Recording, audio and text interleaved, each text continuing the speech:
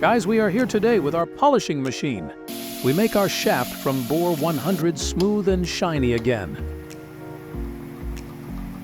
First, we adjust the shaft support to the right height. Then, we put the shaft onto the input track. Here, it's going slowly towards the polishing band.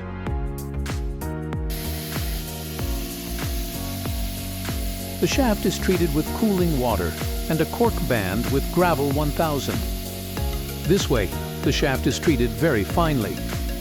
After the shaft is treated, it is rust and scratch-free.